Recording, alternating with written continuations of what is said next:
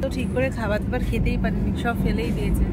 এই যে কাঁচা কাঁচা শুকনো শুকনো পরোটা, এই যে অবস্থা, তারপরে এই যে এরকম চিকেন, এই যে এগুলো সব ফেলে দিয়েছে, কিছুই খেতে পারেনি। এখন বসে বসে আইসক্রিমটা খাচ্ছি। হ্যাঁ বাঙালিদের ইমোশন হচ্ছে পুরী, আর এখন এই পুরী যাওয়া হয়ে গেছে অনেক সহজ। মাত্র 6 ঘন্টা 40 মিনিটে খুব সহজেই পুরী পৌঁছে যেতে পারেন। আর আমার চ্যানেলে অলরেডি দিয়ে দিয়েছি পুরী ভ্রমণের নানান ভিডিও, কিভাবে সাইট সিন করবেন, কিভাবে যাবেন।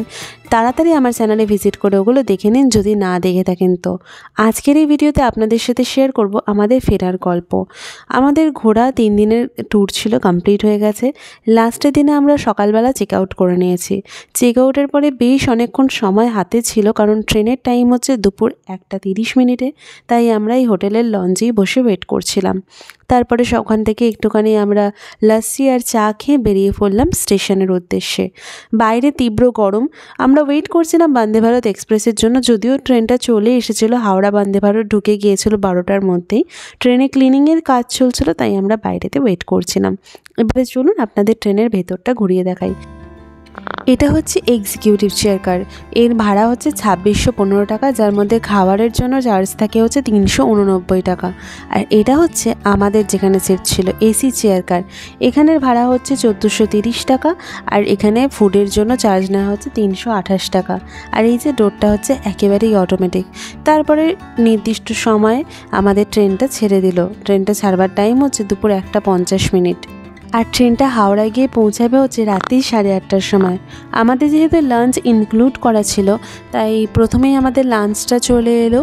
ছিল হচ্ছে রাইস, চিকেন, আমরা প্রত্যেকেই ননভেজ মিল নিয়েছিলাম। চিকেন ছিল, আর ছিল হচ্ছে ডাল, আর দই ছিল, একটা চাটনি দিয়েছিল, আর ছিল হচ্ছে একটা ভাজি। এই সবই ছিল লাঞ্চের জন্য। মোটামুটি আপনাদের সবার সামনেই সেটা আমরা দেখাচ্ছি। সত্যি বলতে গিয়ে আমি এখানে কোনো রকমভাবে ভারতীয় রেলের কোনো রকম নিন্দা করছি না। এর আগেও আমরা বন্দে ভারতে করে ট্রাভেল করেছি এবং সেখানে লাঞ্চও করেছি। যেমন আমরা এনজেপি থেকে আসবার সময়ও খেয়েছি, সেখানেও লাঞ্চ করেছি। কিন্তু আজকের খাবারটা দেখে না আমরা সত্যি ভীষণ ডিসঅ্যাপয়েন্ট হয়েছিলাম। মানে খাবারটা যেন ঠিক আপ টু দ্য মার্ক ছিল না। খাবার এসে গেছে। খাবারের চেহারা দিনকে দিন বন্দে ভারতে দেখতে পাচ্ছি খারাপ হয়ে যাচ্ছে। এই যে এরকম একটা অদ্ভুত রকমের ভাজি, আর আগে চিকেনের পিসগুলো তবু বড় ছিল, এখন এরকম পনিরের সাইজের চিকেন হয়ে গেছে। সব থেকে বেশি ডিসঅ্যাপয়েন্ট হয়েছিলাম এইটাতে। এটা ছিল হচ্ছে পরোটা, যেটা রীতিমতো কাঁচা। তো ঠিক করে খাবার দাবার খেতেই পারিনি, সব ফেলেই দিয়েছে।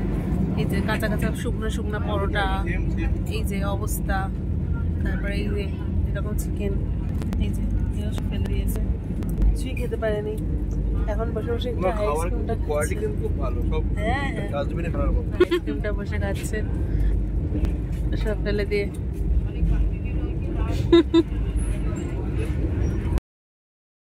আমাদের লাঞ্চ কমপ্লিট হয়ে গেছে, আর এখন আমরা বসে আছি। আর দেখতে পাচ্ছি যে বাইরে ভীষণই মেঘলা করে এসছে। খুর্দা জাংশন সবে জাস্ট ক্রস করলো, এরপরে এখন আসছে হচ্ছে ভুবনেশ্বরের দিকে। না, এখন স্পিড মোটামুটি 122 কিলোমিটার পার হাওড়া জাংশন ঢুকবো। টাইম হচ্ছে আমাদের 8:30, আর 4 কিলোমিটার, 4 কিলোমিটারের আর 2 কিলোমিটার পরেই চলে আসবে হচ্ছে ভুবনেশ্বর স্টেশন। এই জাস্ট মহানদীটা পেরোলো, আর ট্রেনটা এখন কাটের জাংশন ঢুকছে। ট্রেনটা আজকে ভীষণই বারবার দাঁড়িয়ে দাঁড়িয়ে দাঁড়িয়ে দাঁড়িয়ে যাচ্ছে, তাই না ট্রেনটা ঠিকঠাক টাইমেতে ঢোকা।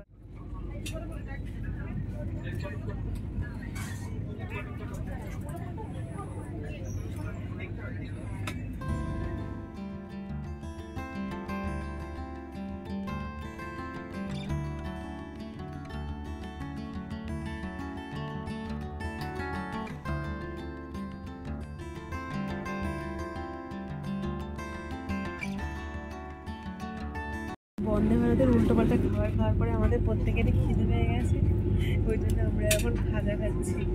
বাড়ি অবধি আর নিয়ে যেতে হলো, ট্রেনের মধ্যেই খাজা উদ্বোধন হয়ে গেছে। যদি আমার ব্যক্তিগত মতামত জানতে চান তাহলে আমি সাজেস্ট করব বন্দে ভারতে না এসে যে কোনো স্লিপার ট্রেনে টিকিট কাটুন, কারণ বসে আসাটা খুবই ক্লান্তিকর। কিন্তু বাইরের এই সিনিক বিউটি, এই পাহাড়, এই রেলপথ, এগুলো দেখে অনেকটাই আমাদের মনটা ভালো হয়ে যাচ্ছিল। কিন্তু খাবারটা সত্যি আমরা খুবই ডিসঅ্যাপয়েন্ট হয়েছি। আমরা কোনো রকম বদনাম করতে চাইছি না, কিন্তু সত্যি খাবারটা সেরকম ভালো ছিল না। ট্রেনটা এই জাস্ট ভদ্রক স্টেশন ক্রস করলো, মাঝে একটু ঘুমিয়ে পড়েছিলাম আমরা হঠাৎ। এখন সন্ধ্যাবেলা আমাদের স্ন্যাক্স দিয়ে গেছে, চলো তোমাদের সাথে শেয়ার করি যে কী কী স্ন্যাক্স দিয়ে গেছে। এই বালুশাহি টাইপের সেই, এটা সেই একটা চপ না, এটা সেই খাস্তা কচুরি টাইপের। আচ্ছা, এখানে একটা দিয়েছে হচ্ছে পিনাট চিক্কি, এটা ভালো জিনিস দিয়েছে। চিক্কিটা আমি খাবো, আমার চিক্কি খেতে খুব ভালো লাগে। আচ্ছা, এখানে একটা টি প্রিমিক্স দিয়েছে, ঠিক আছে। এটা গরম জল বিস্কিট না, ওটা পিনাট চিক্কি, বাদাম চিট। আর এটা এই যে চায়ের মিক্স দিয়েছে, এটা জল দেবে, গরম জল, তারপর এটার মধ্যে মিশিয়ে দিতে হবে। এই যে এলাচ চা প্রিমিক্স, এটাতে ঘুরে নিয়েছি। এবারে কেমন খেতে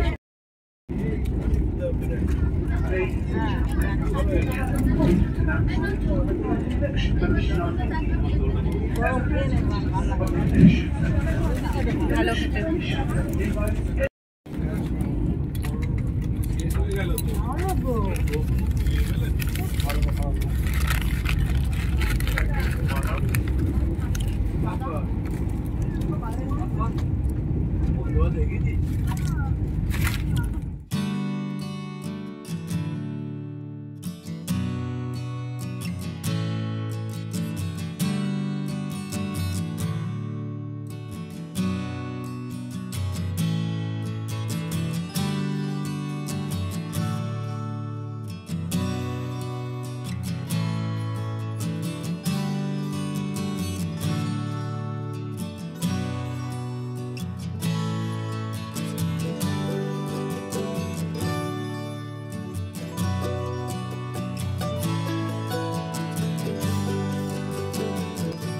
বন্দে ভারতে ফিরবার পথে আমাদের সাক্ষী ছিল হচ্ছে এই সুন্দর সূর্যাস্তটা, যেটা আমাদের মনে সারা জীবন থাকবে। খুব সুন্দর লাগছিল বাইরের এই দৃশ্যটা দেখতে। আর সত্যি বলতে কি, খাওয়ার যে কষ্টটা হয়েছিল সেটাই সুন্দর সিনিক বিউটি দেখেই মনটা ভরে গিয়েছিল।